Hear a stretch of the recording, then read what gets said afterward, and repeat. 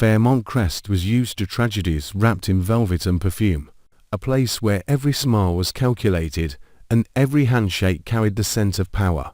But there are moments when even gilded gates can't stop darkness from slipping through. That woman's arrival wasn't announced. There was no ceremonial welcome, no warmth of reunion, no joy of blood finally returning to blood. Only the sharp chill of an intrusion, like a cold wind cutting straight into the heart of a scheme that had been running too smoothly for too long.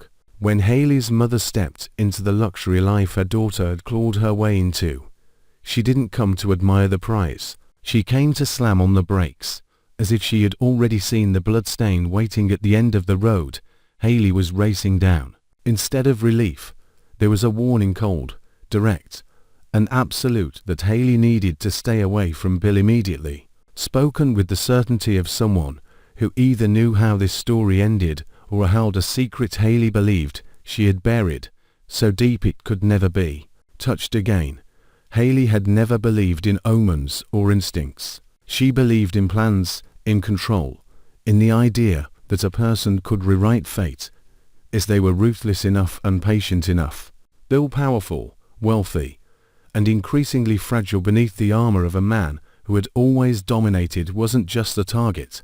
He was the key. He was the lock that would finally open the gate Hayley had spent her whole life standing outside of. So when the woman who gave her life demanded she stop, Hayley didn't just feel insulted. She felt threatened, because in that moment she realized the one person capable of toppling her now wasn't Bill, wasn't Donnie, wasn't the Dupree machine around them. It was the woman who had known Hayley before Hayley learned how to disguise herself. Hayley's anger didn't explode immediately. It sharpened, quiet and lethal, because the warning struck the most vulnerable point she never allowed herself to admit existed: the fear of leaving traces. She had been meticulous. She had been careful. She had built a flawless picture of a woman with no family, no safety net, no hidden allies, so Bill could believe he was the only one who could save her. Her mother's sudden presence cracked that construction in a single breath. It forced Hayley to wonder whether her orphan narrative had ever been perfect, or whether a weakness had existed all along, one she had refused to look at because it was convenient. That woman did not arrive with the frantic terror of a parent afraid her daughter was walking into danger. She arrived with a terrifying clarity, the calm of someone who understood the rules, the consequences, and more importantly understood Bill. In her controlled posture and the way she chose this exact moment, when Bill's health concerns were beginning to whisper through the household, Hayley felt a new possibility form along her spine.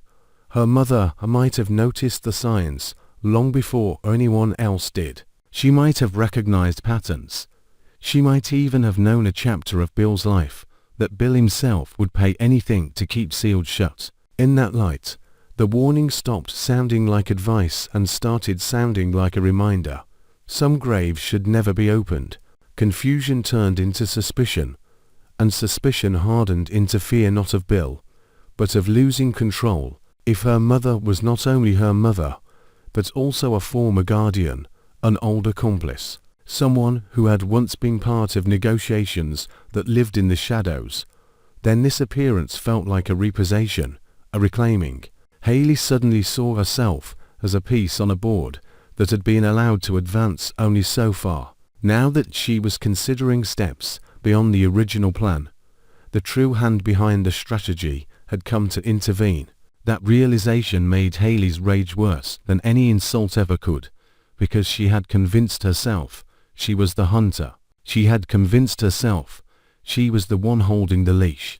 Meanwhile, Bill, wrestling with exhaustion he couldn't explain, and the unsettling sense that his body was betraying him, began to feel the shift in the air.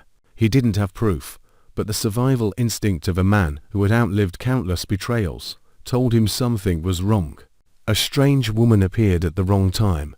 Hayley became tighter, more careful, slightly altered in small, everyday motions: what she poured, what she offered, how she hovered near routines that once seemed ordinary. Bill started replaying details he had dismissed as random, and because his health was uncertain, his paranoia grew sharper. because when power weakens, the fear of betrayal always louder than the fear of loneliness. On the other side of the board, Donnie didn't miss a single tremor.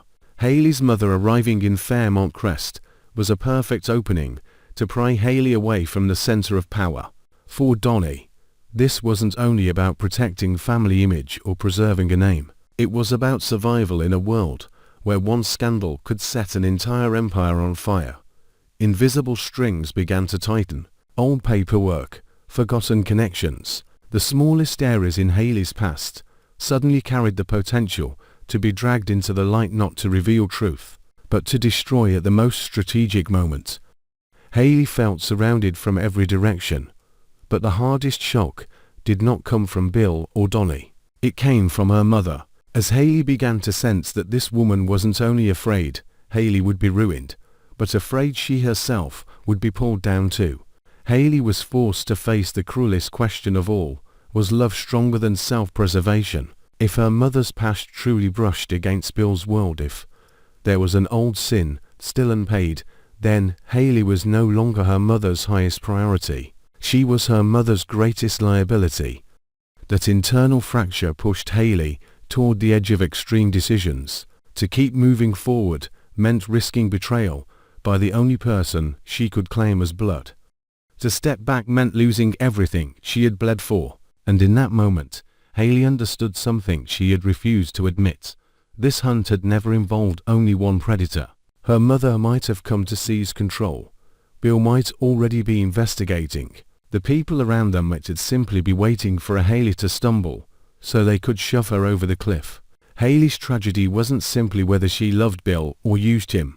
It was that she had underestimated the ruthlessness of the very people who had taught her how to survive. As every mask began to crack, the question stopped being who was right or wrong and became something far colder.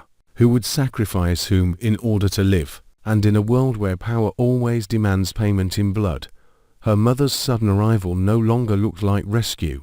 It looked like a death bell for Hayley's most dangerous illusion, that she could control this game until the final second.